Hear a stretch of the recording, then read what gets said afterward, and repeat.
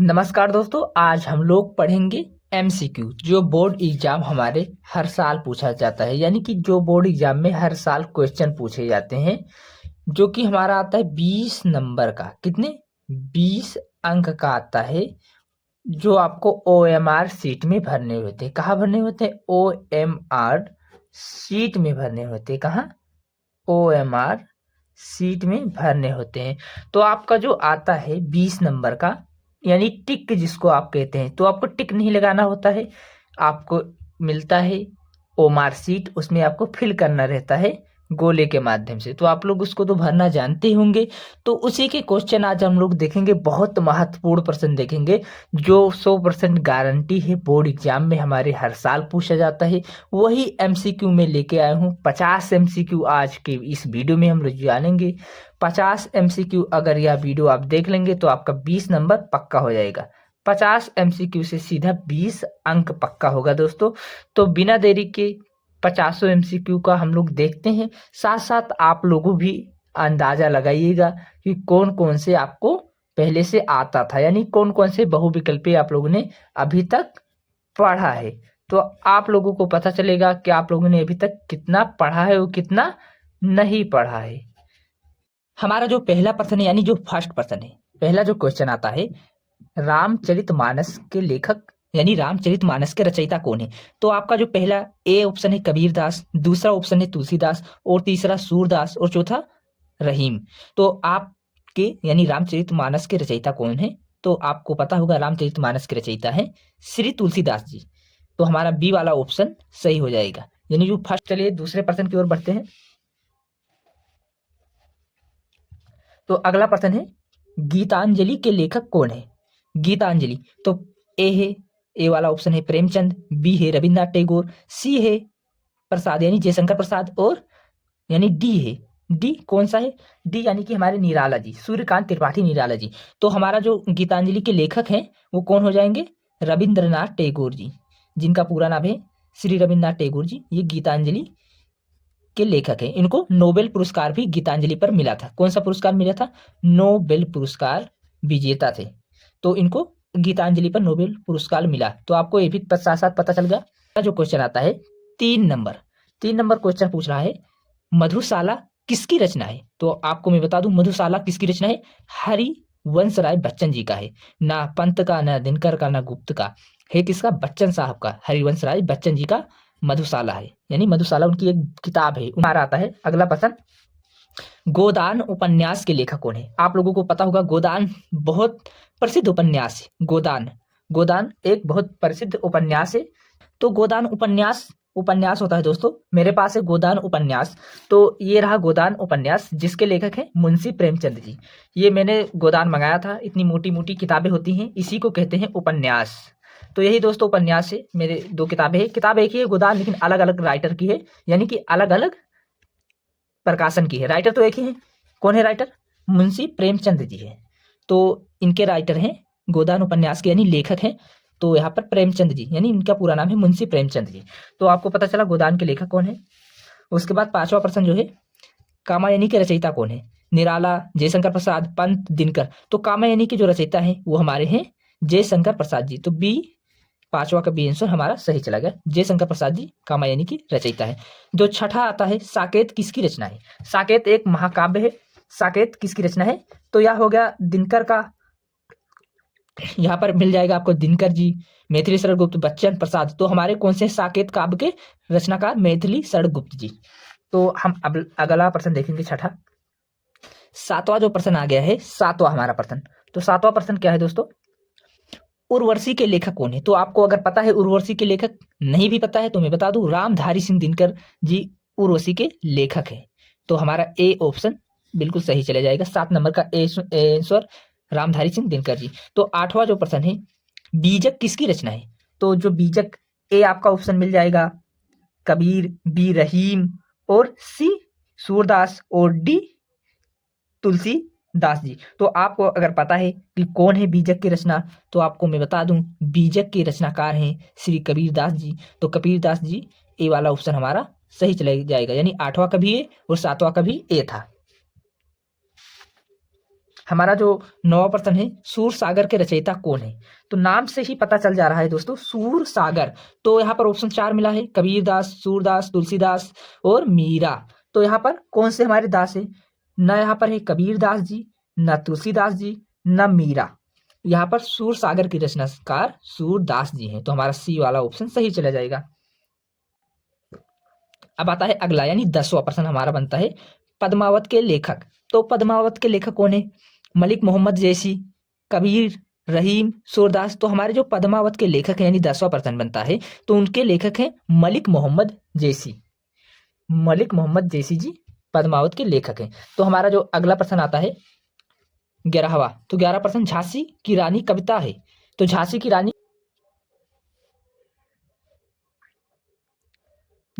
रानी कविता है सुभद्रा कुमारी चौहान जी की। तो हमारा बी वाला ऑप्शन सही चला जाएगा।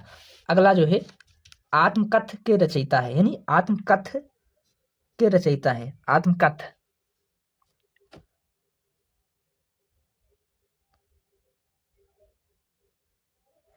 तो यहाँ पर महादेवी वर्मा जी, प्रसाद पंत निराला। तो यहाँ पर आत्मकथ के रचयिता है वर्मा जी, यानी कि महादेवी वर्मा। तो ए वाला ऑप्शन सही चला जाएगा। तो हम लोग अगला प्रश्न देखेंगे, नमक का दरोगा, यानी नमक का दरोगा किसकी रचना है? तो प्रेमचंद। उसके बाद आगे देखेंगे हम लोग, प्रेमचंद है, परसाई है, रेणु है, बच्चन। तो यहाँ पर हमारे प्रेमचंद जो जी हैं, प्रेमचंद जी,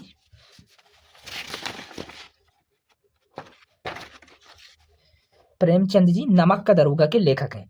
उसके बाद जो हमारा अगला प्रश्न आता है, कफन कहानी के लेखक कौन है? कफन कहानी के लेखक हैं प्रेमचंद जी। तो नमक का दरोगा और प्रेमचंद जी लेखक हैं कफन कहानी के। मैं बताऊं, 350 प्लस कहानी, यानी कहानियों के लेखक कौन है? प्रेमचंद जी, जिसमें उनकी कहानी है कफन। कफन एक कहानी है, और यह कहानी मैंने पढ़ा हुआ है, कफन। ये रही कफन किताब, बहुत सुंदर किताब है, यहाँ पर कफन आप देख सकते हैं। तो इसके लेखक है प्रेमचंद जी। तो हमारा जो अगला प्रश्न पूछ रहा है, रश्मि रथी के रचनाकार कौन है? तो रश्मि रथी के रचनाकार हैं दिनकर जी। कौन है? दिनकर साहब। तो हमारे हैं रामधारी सिंह दिनकर। ए वाला ऑप्शन आपका सही चला जाएगा। कुरुक्षेत्र के भी लेखक कौन है? दिनकर जी। तो हमारा 16 नंबर का भी ए चला जाएगा, दिनकर साहब। फिर आता है हम अपना 17वां प्रश्न, 17 नंबर प्रश्न क्या पूछ रहा है, मेला आंचल के लेखक कौन है? तो यानी मेला आंचल के लेखक फणीश्वरनाथ रेणु जी, प्रेमचंद, यशपाल प्रसाद। तो कौन है लेखक? तो मैं आपको फिर से एक किताब दिखा रहा हूं। तो मेला आंचल के लेखक हैं फणीश्वरनाथ रेणु जी। तो मैं यहाँ दोस्तों किताब मंगाया हूँ पढ़ने के लिए, मेला आंचल बुक है। तो यहाँ पर आप लोग देख सकते हैं, इसके लेखक है फणीश्वरनाथ रेणु जी। तो मेरा यानी कि आपका ऑप्शन सही चला जाएगा, फणीश्वरनाथ रेणु जी। 17 नंबर क्वेश्चन का पहला आंसर। तो आपका जो यानी हमारा अगला प्रश्न है 18वां प्रश्न है, चित्रलेखा के लेखक कौन है? प्रेमचंद प्रसाद, दिनकर, भगवती चरण वर्मा। तो हमारे भगवती चरण वर्मा जी हैं चित्रलेखा के रचना। भारत भारती के रचनाकार कौन है? यहाँ पर आपको बताना है कि भारत भारती के रचनाकार कौन है। तो 19 नंबर क्वेश्चन है, मैथिली शरण गुप्त, बी दिनकर और सी पंत और डी कौन है? हरिवंश राय बच्चन जी, यानी कि हरिवंश राय बच्चन जी।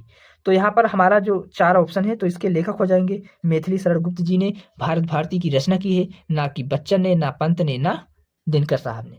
तो हम अगला प्रश्न देखेंगे, यामा के रचयिता कौन है? यहाँ पर यामा के रचयिता कौन है? तो रचयिता है यामा के महादेवी वर्मा जी। महादेवी वर्मा जी ने यामा की रचना की है। तो हमारा ए वाला ऑप्शन सही चला जाएगा, वर्मा जी।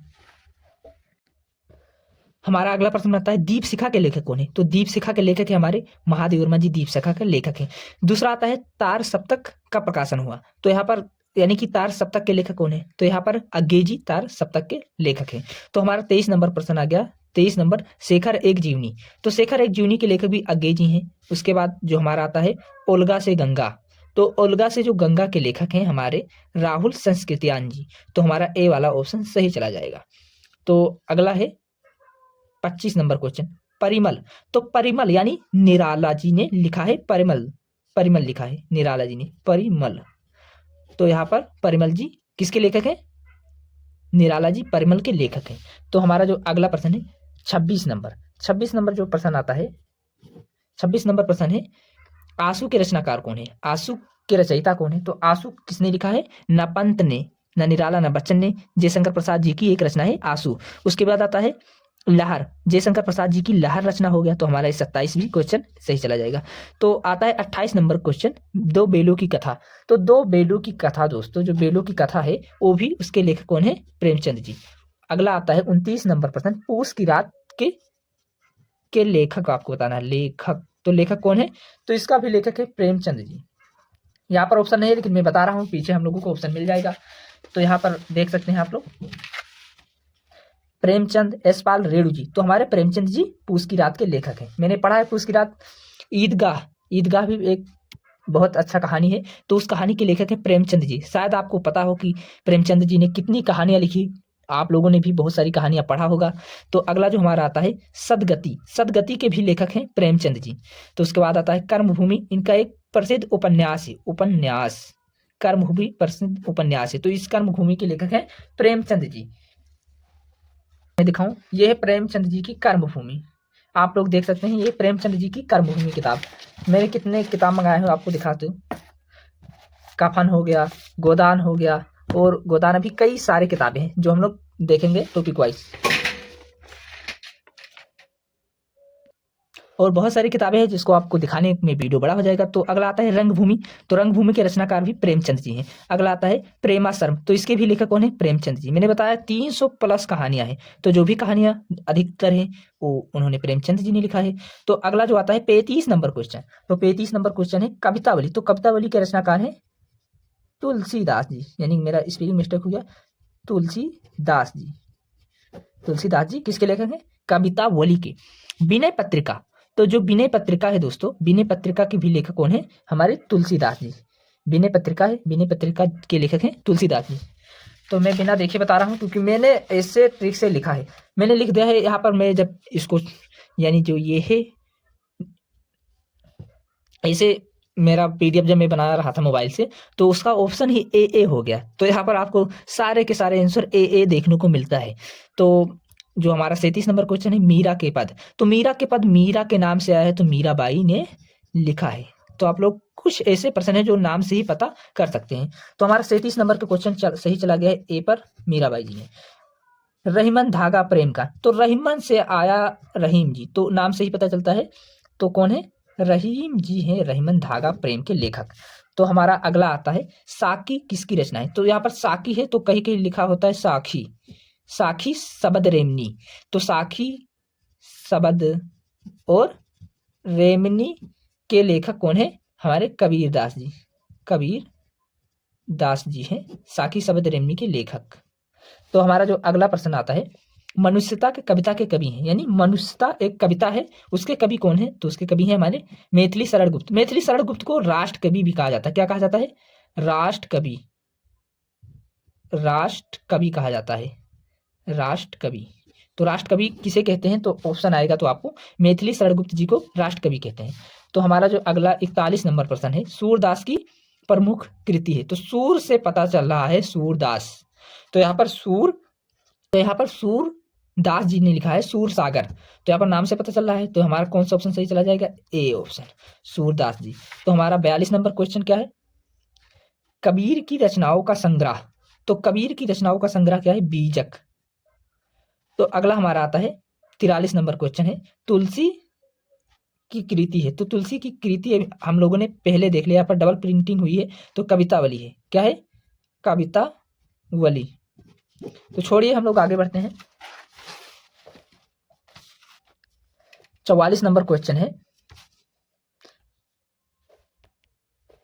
दिनकर की रचना है। तो दिनकर की रचना है रश्मि रथ। इसको भी हम लोगों ने देखा था, आगे पढ़ा था, रश्मि रथी। अगर आप लोगों को नहीं याद हुआ अभी तक तो भी याद हो जाएगा, कहीं कहीं प्रश्न दोबारा आ गया है। तो निराला की कृति है, निराला की कृति है परिमल। तो यहाँ पर ए वाला ऑप्शन सही चला जाएगा। उसके बाद जो आता है हमारा 46 नंबर क्वेश्चन। 46 नंबर क्वेश्चन है पंत की रचना। तो पंत की रचना है पल्लव। क्या है? पल्लव। तो हमारा जो अगला प्रश्न आता है प्रेमचंद की कहानी। तो प्रेमचंद की कहानी न साकेत है। साकेत के लेखक कौन है? मैथिली शरण गुप्त जी, यानी मैथिली शरण गुप्त जी। और जो यामा के वर्मा जी, यानी महादेवी वर्मा, वर्मा जी, और जो मधुशाला है वो बच्चन साहब का है। किसका? बच्चन यानी हरिवंश राय बच्चन जी का। और जो हमारा कफन है प्रेमचंद जी का, प्रेमचंद जी का। तो यहाँ पर क्लियर हो गया। अब यहाँ पर आता है रेणु की रचना है। इनका नाम, रेणु का नाम होता है फणीश्वर नाथ रेणु। फणीश्वर नाथ रेणु इनका पूरा नाम होता है, फणीश्वर नाथ रेणु। तो हमारा जो अगला प्रश्न आता है, तो फणीश्वर नाथ रेणु मेला आंचल के लेखक है। जो मैं आपको किताब अभी दिखाया था, फणीश्वर नाथ जी यानी मेला आंचल के लेखक है। ये किताब है, ज्यादा बड़ी नहीं है लेकिन बहुत अच्छी कहानियां है, बहुत अच्छी उपन्यास है। तो हमारा जो 49 नंबर क्वेश्चन है, महादेवी वर्मा की कृति है। तो महादेवी वर्मा जी की कृति है यामा।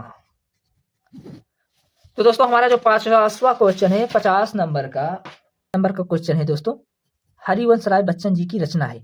तो यहाँ पर हरिवंश राय जी की जो रचना है, 50 नंबर क्वेश्चन है, 50वां। तो इसको आपको कमेंट में बताना है। कहाँ बताना है?